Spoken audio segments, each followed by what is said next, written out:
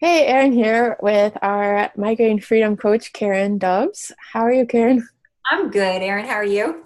Good. We are talking about self-care for the holidays, and just as we're getting into mid-November here, a lot of stress is coming our way, and we can feel it on just moving out and about. Like people are starting to get kind of wound up for this holiday season and all the stress that could come along with it. And we just want to talk about some ways to like not let that bother you so much. Just kind of let it float over your head and That'd be leave amazing. the body. Yeah. So I know Karen's like a real self-care expert, self-care aficionado, if you will, and Absolutely.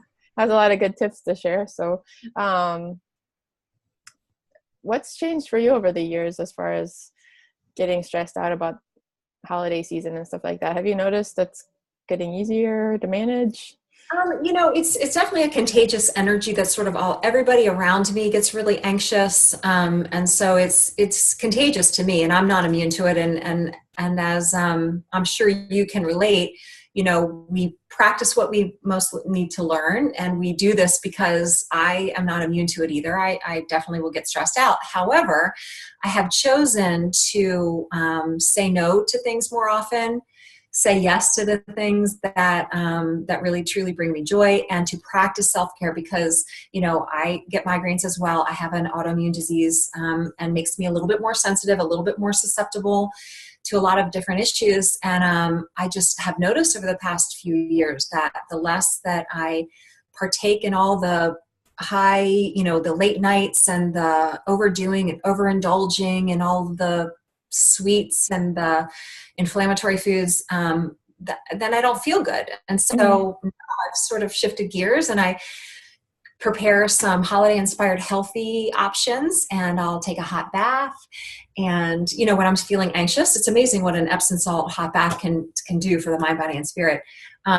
Essential oils, it's nothing that's expensive, and it's nothing that's really all that time consuming, because that commitment further stresses people out. So Yeah. change Sometimes, your mindset. right. The idea of like adding more things to our to-do list could seem stressful, but really we need a break too. And to Yeah. say yes to that, you have to say no to something else. And that's it right there. Yeah. Saying yes to more of the things that fill your cup and bring you joy, and saying no to the things that bring you anxiety. And we all have the holiday parties. We're surrounded by all the treats and the foods that we probably shouldn't be having. And then a lot of people overindulge and they get sick, Hmm. because their digestive tract gets out of whack, and they're not sleeping right, and they're all like perfectionism, getting the right gift and running themselves ragged. And it's just this whole weird thing. A couple years ago, I proposed to my family, because we have, like, in my direct family with my mom and my sister and my, the kids and nieces and nephews, there's about, I want to say, like 15 people. So I would run around and get 15 gifts. Of course, why. And it's just how that is. And then so a couple years ago, I talked to my sister, and I was like, how about we do a white elephant? Do you know what a white elephant is? Yeah, Yeah, I think that's more fun too. it's so fun. So you get one gift instead of 15, and it's $15. That's the limit. $15 to $20 is what we tell everybody. And then we make this big game, and it's so much fun. Everyone's happier, and it's silly and fun. And Hmm. so that was one thing that we started to do a few years ago. But yeah, it's definitely a choice. Like you were saying, you just have to choose the things that you have to be strong enough to say no to some things sometimes in order to practice. Yeah, you will have to say no, but also maybe thinking about win-win, creating win-win situations like this white elephant. You get everything that's good about gift giving, like um, the joy of giving and bringing a smile to somebody's face and making them happy and stuff like that, but without the stress of trying to go around and shop for all that stuff and Yeah. extra money and et cetera, et cetera. So what else could we do that's win-win? Like another thing, maybe tweaking our traditions a little bit. Like I remember I used to spend time like baking with friends. Like you get together in the holidays and you have like a cookie baking party and stuff like that. Right. Maybe instead of that, you could do something else where you're like doing uh giving each other essential oil aroma touch massages, like hand Oh, yeah. massages, or you're making like body sprays or making like Epsom salts to give to people and stuff like that. Like getting Right. together to do stuff that is all good instead of has like the junk food aspect or drinking aspect plus socializing. We still want to socialize, but maybe do something else at the same time that is More positive, right? more Or positive. something that's for charity fundraising stuff. Like you were saying, essential oil things, the make and take parties. Have you ever done one of those where you make like the sugar scrubs and things like that? And it's wonderful.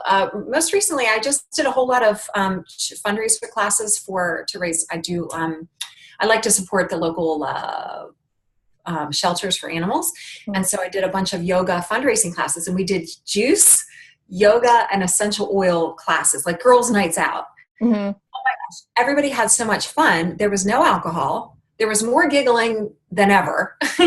No alcohol. We did yoga, essential oils, and fresh juices. And you would have thought there was a big party going on, but there was nobody had a hangover the next day. Let's just put it that way. Yeah. So when you think about it that way, a lot of the stuff that's stressful about the holidays is our body's trying to cope with all of these extra things we're throwing at it. Where if you take out that aspect, then the next day you don't feel tired and sluggish and get behind on work, et cetera, then it becomes more about just, connecting with people. And I think letting go of perfectionism is huge. And another one. I know we're going to talk a little bit about my Chill Power Challenge little free program that I'm offering too, but that's one of the things that I always encourage people to do, even with their diet. Like, don't worry about being so perfect. Mm.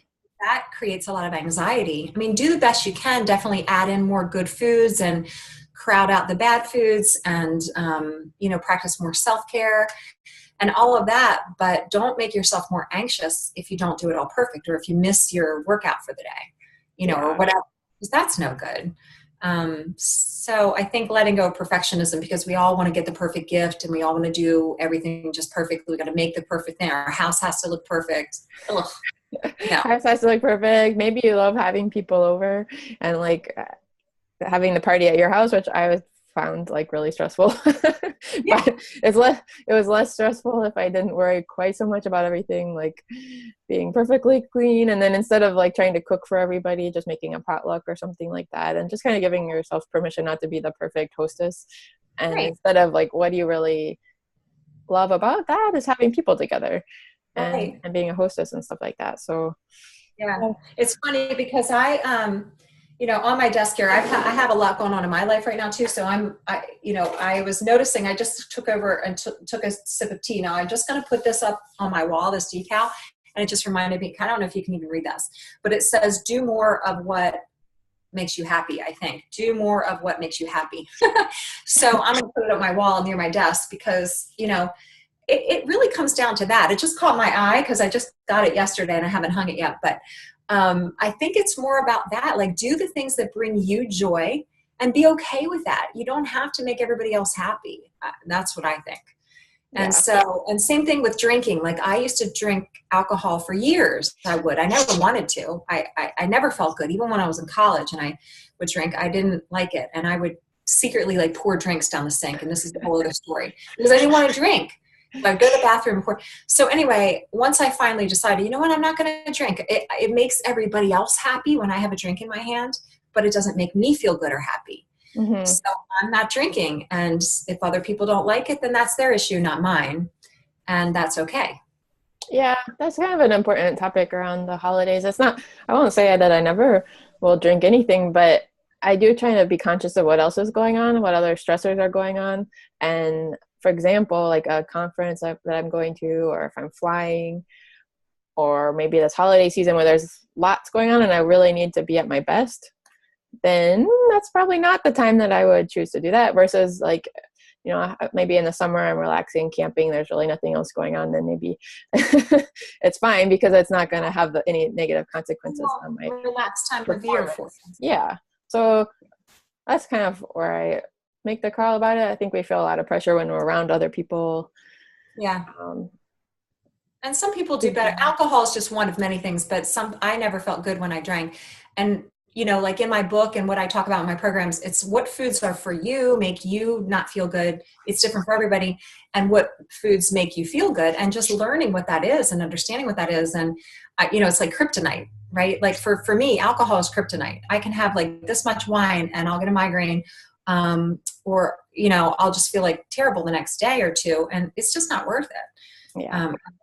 For the 10 minutes that I feel good. It's like, Yeah. It's not, and it's definitely not worth it to just, be hanging out with everybody and not look awkward or weird or something like that, which is sometimes a reason that I would have done it in the past. So I don't know, there's a lot to unpack here, clearly more than we can do in like one little video, but that's why we put together this chill power challenge coming up right after Thanksgiving, right? it starts the Monday after Thanksgiving. The details. It's a very low commitment challenge because it's not a big investment in your time or energy, and there's no financial investment. It's free. The problem with that sometimes is people don't do it as they don't commit to it as heavily when they don't financially invest in it, as you and I both know. But it's fun and it's free. And if they get a couple tips of a couple of recipes that are holiday inspired, like healthy recipes, a little self-care tips like, the Epsom salt bath that we were talking about, the magnesium supplements, things like that can help to naturally relax people. And then everyone's going to do, ideally, you would do about 10 minutes of yoga a day, some of which is like all meditation, some of it's stretching, and some of it's more dynamic and more movement based. But, for 10 to 15 minutes a day, for 5 days after Thanksgiving, you detox your system a little bit. And I would say fill your cup. If your cup's a little empty, then you can't give to anybody else when your cup is empty. So that week is just about, how can I fill my cup, take a little bit better care of myself, and, kick the holiday season off on the right foot. Yeah, perfect. I mean, we're just kind of chatting here, but if any of this struck a chord with you, you're like, yeah, I don't want to get caught up in all that this year. I want to do better. I want to take care of myself. Then this is a great way to just get a little bit of accountability and inspiration for different things to try and stay on track, and get to know Karen, our wonderful health coach on our team here. So it's a good way to get to know her and see what she's all about, and some of the great tips that she has to offer. So how should people join or sign up? This is all on Facebook. So sorry if you're not on Facebook. This one's just a Facebook private group. You can go to my website. It's flexiblewarrior.com on the events page. Mm-hmm. And on that page, there's a link to the Facebook page, or you could probably Google it. I mean, search for it on Facebook. It's Chill Power Challenge 2017. Okay. And it starts on November 27th, but you get the recipes and all the prep stuff, beforehand. So the sooner you sign up, the better, because then you get all this stuff, you're not in a panic to get ready. Because I have everybody prep food and mentally prepare on Sunday so that when Monday rolls around, they're ready to go. Okay, cool. So we can put that link right here under the comments as well. Make it easy for people. And thanks for talking. I know there's lots going on in your life, and probably everybody who's listening is gearing up for all kinds of craziness, but we just want you to take good care and have a good experience this year.